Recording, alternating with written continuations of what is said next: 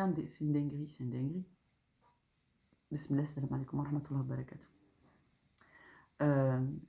La qualité de l'être humain, les vertus, quand on les développe, celles qu'Allah nous demande de développer, l'être humain devient lui-même un vecteur de guérison. C'est-à-dire qu'il développe, à travers son bon comportement, son éducation, sa science du langage, sa sagesse, la mesure dans ses propos, le fait de pouvoir rester calme, de maîtriser ses émotions, d'être capable de prendre du recul avec les situations en temps réel et de se contenir et d'essayer de faire le bien et de retenir le mal en toutes circonstances. Wallah, je vous jure, l'être humain développe une aptitude et il devient lui-même vecteur de guérison pour soi et pour les autres. Cette façon de construire son être dans la piété amène, par la grâce d'Allah, un apaisement des situations globales. Bon, bien sûr, il y a des gens qui vont s'opposer à cet apaisement parce qu'ils ont tout intérêt à faire en sorte que ça n'aille pas dans le sens de l'apaisement. Il y en aura toujours, d'accord? Mais c'est à ça aussi qu'on reconnaît ses ennemis. Donc, Allah préfère que vous restiez calme. Lorsque vous restez calme en toute situation, vous gardez la maîtrise de vous-même, vous êtes au contrôle de votre vie et Allah prend le relais avec les mécréants. Il va vous guider, il va vous montrer le bon comportement. Souvent dans le Coran, il vous dit, lorsque vous voyez que les gens sont infactués de leurs propres opinions, prenez congé d'eux, laissez-les. Et c'est le bon comportement, c'est-à-dire Allah ne vous dit pas de rentrer dans le conflit. Il vous dit la plupart du temps, lorsque vous voyez que vous ne pouvez faire entendre raison aux gens, ben laissez-les. Et quand vous savez quand est-ce qu'on est obligé, on est dans l'obligation de faire face aux choses, c'est quand les gens ont créé une situation où en fait on vous piège et vous ne pouvez pas partir. Et dans ces cas-là, comprenez que ça vient de la part d'Allah, c'est-à-dire qu'à un moment donné, on va vous demander d'affirmer votre position en tant que serviteur d'Allah et de croyant. Bien qu'on ne vous demande pas de crier Allahu Akbar, le djihad, dans ce sens, mais en réalité, le djihad en soi, c'est de garder toute son intégrité de serviteur de Dieu. Quelle que soit la situation, il faut garder en tête de ne pas enfreindre les lois d'Allah, de ne pas reculer dans sa piété, de ne pas trahir Allah dans ces épreuves où les gens essayent de vous mettre hors circuit, comment dire, c'est-à-dire sous tension, jusqu'à que vous pétiez les plombs. Ça, c'est mettre quelqu'un hors circuit. Donc, essayez de faire en sorte qu'ils ne réussissent pas, parce que c'est le but de tous les gens qui vont combattre les serviteurs d'Allah, c'est de vous court-circuiter. C'est-à-dire qu'à un moment donné, ce n'est plus la raison, la sagesse et le discernement qui vont vous caractériser, mais plutôt la colère et les propos démesurés. Donc, il faut être vigilant vis-à-vis de ça, mais tout ça pour vous enseigner que lorsque l'être humain se conforme à la volonté d'Allah, il développe lui-même une qualité et qui devient comme une thérapie. Donc sa présence soulage, apaise, réconforte, rassure et les situations en général s'apaisent d'elles-mêmes lorsque le serviteur garde sa position de serviteur. Et je trouve que c'est une caractéristique qui est, mashallah, celle du prophète alayhi salatu salam, lui-même en personne. Et Allah lui dit, si je ne t'avais pas fait de cette nature, ils t'auraient certes tous fui. Et tu aurais dû, donc dans ces conditions, il aurait eu du mal à délivrer le message d'Allah Azza wa Jal. Donc vous comprenez l'importance et comment Allah façonne ses serviteurs de façon à ce qu'ils aient eux-mêmes les caractéristiques du Coran. Le Coran apaise, le Coran guérit.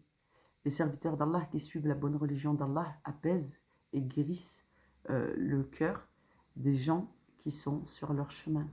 Donc c'est ces caractéristiques qui sont inhérentes en fait à l'action d'Allah sur les êtres. Hein. C'est-à-dire que on n'est pas dans l'envie de se servir soi-même. Parce que la religion d'Allah, c'est ça. Je ne fais pas les choses par moi-même, pour moi-même. Si je développe ces caractéristiques de serviteur d'Allah, c'est pour plaire à Allah. Tout ce que je le fais dans le sens de m'améliorer et de satisfaire, de trouver l'agrément d'Allah et son amour. Allah te récompense tes efforts en donnant un résultat. C'est-à-dire, tu vas changer. Ton être va se façonner de façon à être le plus proche de ce qu'Allah aime en termes de personnalité et de façon d'être. Donc vraiment dans la quiétude, la tranquillité, mashallah. Et c'est le fait de rester ancré à la volonté d'Allah qui va apporter le résultat sur ton environnement, sans forcer. Si tu fais une cause dans ce sens et que tu décides de dire quelque chose dans une situation un peu tendue, il faut le faire au regard d'Allah, c'est-à-dire questionner Dieu, Seigneur, est-ce que dans cette situation, si je dis ça, ça apporte un mieux, c'est la bonne parole à ce moment-là, ou y en a-t-il une meilleure?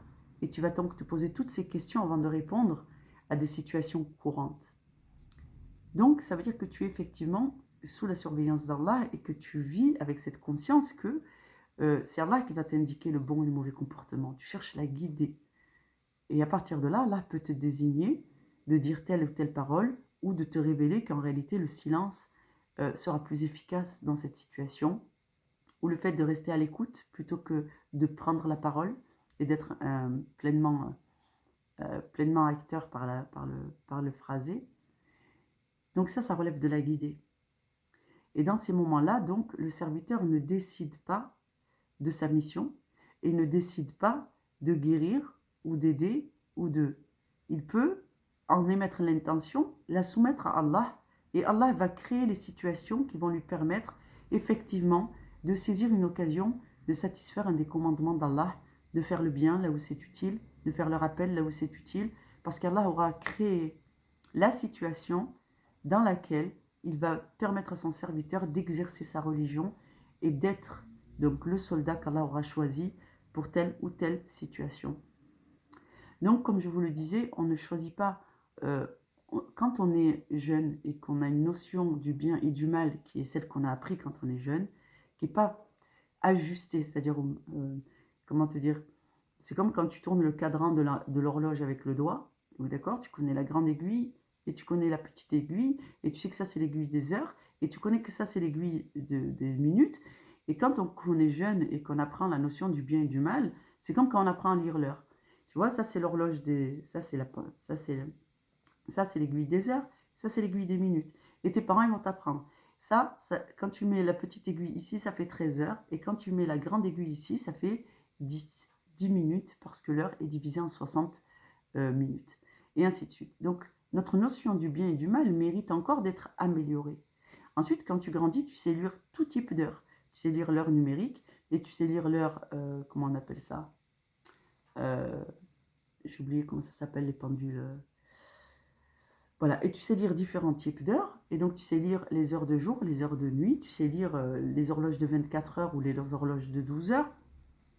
Et tu es capable de discerner, même s'il y a écrit 12, même s'il y a écrit 2h, 2h10, tu sais qu'il est 2h du matin ou qu'il est 14h. En fait, tout ça, ça va se développer.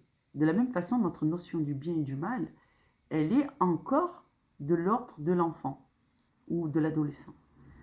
Mais en apprenant ta religion, tu vas te rendre compte que la notion du bien et du mal, elle est beaucoup plus complexe, subhanallah, et tellement tributaire du contexte. Donc c'est pour ça que le musulman, quand il comprend ces nuances et à quel point c'est minutieux, il se soumet tout le temps à Allah en disant, Ya Allah, est-ce que j'ai une bonne évaluation de la situation? Est-ce que ici, la bonne action c'est ça? Ou est-ce que je me leurre et que ça c'est un mauvais comportement? Des fois tu te dis, ouais, t'as vu, ils m'ont insulté, là, il faut que je les remette à l'heure. Et donc, du coup, je vais m'imposer, je vais dire ce qu'il y a à dire. Et bien, dans cette situation, le meilleur comportement aurait été le silence. Et dans d'autres situations, effectivement, il convient de remettre les gens à l'heure. Mais, subhanallah, dans une situation ou dans l'autre, le bon comportement, c'est tantôt le silence, tantôt de remettre les gens à l'heure. Et comment on fait pour avoir ce discernement? L'expérience, la sagesse, l'observation et surtout la connaissance du livre. Allah te dit que dans les situations où vraiment il n'y a pas d'enjeu réel, ne te trompe pas de combat. Et dans d'autres situations, il y a un enjeu réel, alors ne laisse pas passer une occasion de dire ce qu'il y a à dire. Et cette réalité de pouvoir distinguer quelle est la situation, un de ces deux cas, vous appartient, mais elle est aussi tributaire de la part d'Allah, de ce qu'il va vous enseigner, de ce qu'il va vous révéler, des leçons que vous avez tirées de votre vie. Et donc tout ça, l'islam relève d'équilibre. Cet équilibre, cette voie du juste milieu en islam, elle n'est pas aussi simple. C'est pas, tiens, il y a telle obligation en islam, et donc ainsi de suite. Il y a des dérogations, il y a des contextes, il y a des degrés, des mesures. Donc du coup, tout ça, ça s'apprend à travers nos expériences de vie. On dira, tiens, tu vois, cette fois-là, je me suis mis en colère, mais ça ne m'a pas servi. Mais tu vois, cette fois-là, je me suis mis en colère, mais alhamdoulilah, Allah a fait triompher, parce que c'était une colère de véridique, c'était juste. Et ce moment-là, il ne fallait pas laisser passer, parce que ça aurait donné le signal d'une autorisation de pouvoir récidiver dans le manque de respect, ainsi de suite. Donc tout ça, c'est pour ça qu'il est très important de tirer des leçons de son expérience de vie, au travers de votre lecture coranique, et de voir comment ont vécu les prophètes, dans quelles situations, quelles sont les invocations qu'ils ont adressées à Allah, dans quelles circonstances, et tout ça, ça va venir parfaire ce que vous faites et ce que vous êtes, de façon à atteindre, Inch'Allah, le niveau qu'Allah vous demande en termes de sagesse et de bon comportement. Et c'est dans cette quête de ce qu'est le bon comportement, d'accord, le comportement de piété, c'est ça. Et c'est comme ça qu'on essaye d'avancer dans son dîn. Et c'est comme ça qu'on arrive à être un peu en dehors d'un jugement de valeur qui est arbitraire. Il y a effectivement une jurisprudence. Il y a donc le Coran, c'est l'ensemble des lois qu'Allah a érigées. Donc il y a forcément un jugement. Mais ce jugement, ce jugement dans l'esprit des hommes, il est de celui de juger les situations. On a le droit de juger les situations et de jauger les personnes. Mais on n'a pas le droit de condamner fermement les gens en disant « Regarde, je viens d'évaluer la situation, c'est une catastrophe. » Les gens sont réunis, ils disent que des horreurs, des bêtises, ils en oublient même la présence d'Allah, ils oublient le bon comportement et ils se laissent aller à des choses qui sont, astaghfirullah, délétères pour tout le monde et pour eux. Ça, c'est jauger les situations. Maintenant, jauger les individus et juger les situations. Vous savez que cette situation-là que je viens de décrire, ben, si vous y restez trop longtemps, il y a de fortes chances que vous aussi, vous allez finir par oublier votre bon comportement et finir par suivre le mouvement, la tendance. Subhanallah, c'est comme ça, ça fait partie des lois naturelles. Maintenant, jauger les individus. Quand disons que dans ce groupe, il y a des gens qui vont commencer à parler de plus en plus fort, de dire des obscénités et ainsi de suite. Mais toi, tu as des limites, c'est-à-dire que tu vas dire, bon écoutez, moi, je pense que je vais prendre congé de vous, voilà, ça a été bien sympa de vous voir. Et tout, alhamdoulilah, maintenant je vais y aller. Et l'autre, il va te dire, ouais, qu'est-ce qu'il y a, toi, de toute façon, dès que ça commence à rigoler, t'aimes pas l'humour, t'as pas d'humour. Là, tu vas commencer à évaluer l'individu. Et tu vas prendre la mesure qu'en fait, cette personne, elle va passer un certain seuil, elle n'a plus de retenue, elle ne sait pas être polie, et c'est quelqu'un qui va manquer de respect avec aisance à tout le monde et perdre toutes ses bonnes manières. Donc là, tu vas jauger l'individu. Et tu vas dire, ah ouais, d'accord, donc dans ce contexte, cette personne est à éviter. Après, à toi de voir si dans d'autres contextes, elle a une meilleure tenue, et ainsi de suite. Mais si tu vois que ces personnes récidivent, quel que soit le contexte, alors tu vas jauger, effectivement, et tu vas pouvoir considérer que ces personnes n'ont pas l'intention ni de s'éduquer, ni de changer, ni de faire un effort, et que par conséquent, c'est des gens que tu ne vas pas continuer à pouvoir côtoyer, tout simplement pour éviter les situations inutiles, conflictuelles, stressantes, à problème. Donc en fait, Allah vous autorise à jauger les individus, non pas à les condamner définitivement, parce qu'ils ont un délai de vie dans lequel Allah va les éprouver afin qu'Inch'Allah, ils reviennent à la piété, ou alors, s'ils refusent, Allah va les égarer et ensuite, ils auront mérité leur châtiment. Mais dans ce sens, si le rappel est inutile, qu'à chaque fois qu'on fait un rappel, ça nous ouvre à des éclats de voix, des disputes et ainsi de suite, Allah vous autorise à prendre congé de ces gens-là. Et donc, quand est-ce qu'on sait qu'on peut combattre les gens pour ce qu'ils font de mal et pour leur méchanceté, le mensonge et ainsi de suite? Je vous l'ai dit, c'est Allah qui va vous mettre en situation. Si la porte est ouverte et que personne ne vous retient, dites franchement, fisabilillah, je préfère ne pas laisser la dispute s'installer. Il vaut mieux qu'on parle posément. Si on n'en est pas capable, je préfère m'en aller. Salam alaikum et tu t'en vas. Tu n'ajoutes rien. Dans ces cas-là, c'est Allah qui t'agrée. Maintenant, si, admettons, vous êtes dans cette situation où vous ne pouvez plus échapper à cette dispute, eh bien Allah va vous demander de faire face à la dispute, sans condamner les gens, toujours en n'oubliant jamais que vous êtes soumis à Allah et que c'est Allah qui vous fait passer cette épreuve, parce qu'Allah l'a autorisé. Votre travail, ça sera de tempérer, d'écouter, quitte à ce que des fois vous ne dites rien et que la dispute, la personne elle se dispute toute seule. Quand bien même ça vous touche à l'intérieur et ça vous fait mal. Toutefois, comprenez que quand quelqu'un est en colère et qu'il est en train d'exprimer comme ça sa colère, derrière, il y a une souffrance qui est immense.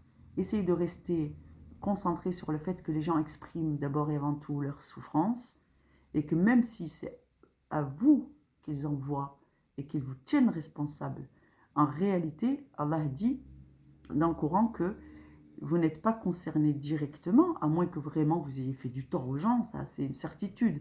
Dans ce cas-là, il faut reconnaître vos torts et dire franchement, par la grâce d'Allah, je suis assez mature aujourd'hui pour savoir que tu as raison. J'ai fait des erreurs de malade avec toi. Je t'ai lésé, je ne t'ai pas écouté, je n'ai pas été là quand tu avais besoin, ou je n'ai pas su te parler. Ben oui, c'est vrai, alhamdoulilah, aujourd'hui je m'en rends compte, j'espère que tu me pardonneras. Donc ça, c'est une sagesse. Sans pour autant courber les chines. C'est-à-dire, je vais me réformer, je fais le nécessaire, mais s'il te plaît, trouve la force de t'apaiser, parce que sinon, on n'arrivera pas à régler nos problèmes. Mais si on en parle, c'est aujourd'hui, parce qu'on s'aime. Donc, il faut savoir que quand il y a un conflit, comme ça, je parle notamment des conflits dans la famille, des conflits dans le couple, des conflits entre les parents et les enfants, sachez que s'ils avaient voulu, ces gens, ils vous auraient quitté depuis belle lurette, claqué la porte et ne plus jamais adresser la parole. Or, comme il y a toujours ce retour avec ce besoin de régler les comptes, il faut savoir la psychologie qui se cache derrière.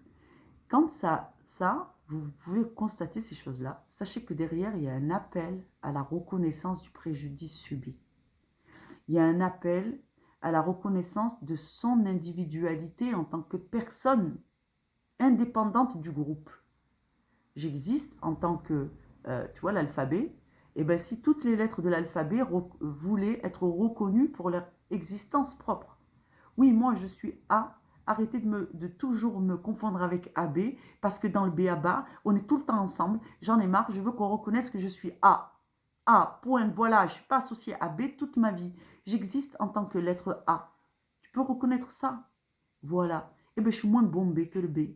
Je ne suis pas aussi agréable en bouche que le B. Mais A aussi le mérite d'exister. Donc, c'est une reconnaissance de son intégrité d'être humain et de son individualité qui est criée derrière les disputes. Aussi, ce n'est pas la seule raison. Il y a aussi le besoin donc d'être reconnu pour soi, pour sa souffrance, pour son préjudice et pour la légitimité de ce qu'on a à dire et de ce qu'on ressent. Donc ça, en fait, ça décrit le fait qu'on a besoin de retrouver sa place dans le groupe, mais une place qui est valorisante et respectable. Donc, je ne suis pas la cinquième roue dans ma voiture. Par exemple, la roue de secours, on n'y pense jamais. On n'y pense que quand on a une crevaison. Et donc, c'est un peu ce que les individus essayent de vous dire. Ils vous disent, mais moi, tu vois, vous me traitez comme la roue de secours, sauf que vous êtes bien content que j'existe quand vous êtes dedans, quand vous avez des problèmes. Donc, en fait, il y a ce besoin de reconnaissance, de légitimité. Il y a aussi le fait que des fois, les gens vont l'adresser à vous, alors que la source de leur affliction, c'est pas vous. Mais quand vous allez prendre le message, la personne, elle va faire comme une espèce de psychothérapie, où elle va transférer sur vous tout ce qu'elle aurait eu envie de dire à ceux qui lui font du mal. Si nous, quand on se dispute avec les gens qu'on aime, on arrive à prendre la mesure que si c'est à nous qu'ils disent tout ça, c'est parce que nous, on a un lien qui est fort et que dans leur psyché, comment te dire, ce lien pourra résister à ça. Malheureusement, c'est pas vrai. Le lien ne résiste pas. Parce que nous, comme eux, sommes porteurs d'énormément de choses à revendiquer, et que donc du coup, c'est comme si on devait porter un double fardeau à un moment où nous-mêmes, on arrive tout juste à assumer le nôtre, sans l'envoyer au visage de ce qu'on aime.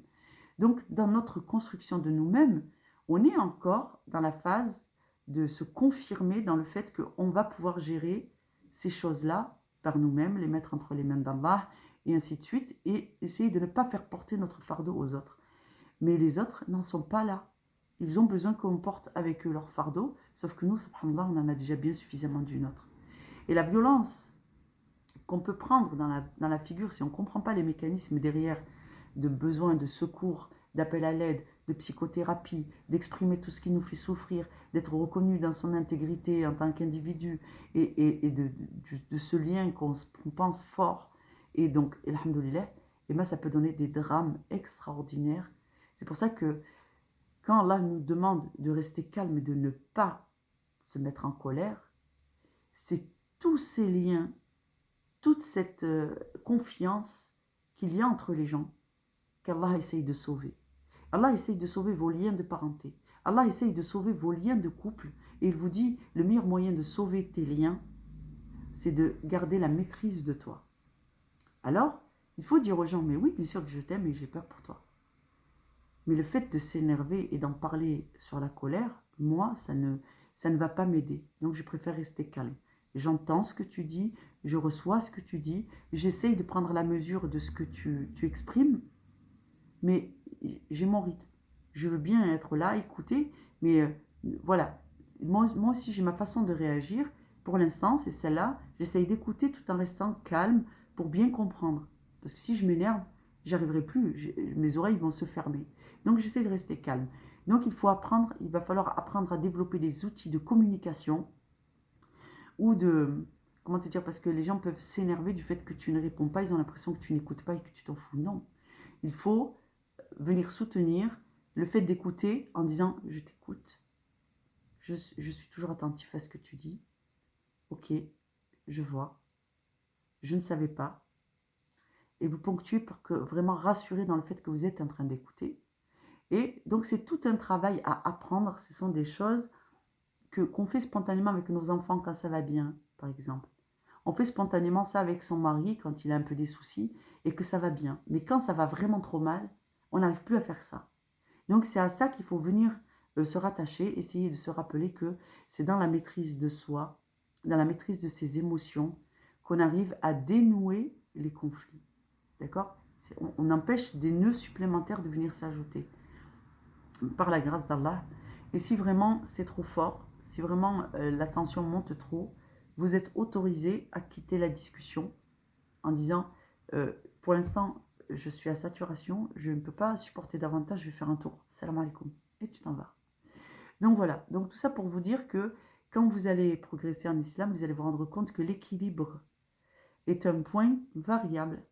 L'équilibre existe, hein. Attention, l'équilibre existe, mais l'équilibre fluctue. C'est comme une petite bille que tu vas mettre qui flotte sur l'eau, et quand la vague est en haut, eh ben, elle suit la vague, et quand la vague est en bas, elle suit la vague. Mais elle est belle, l'équilibre est bel et bien là, il existe.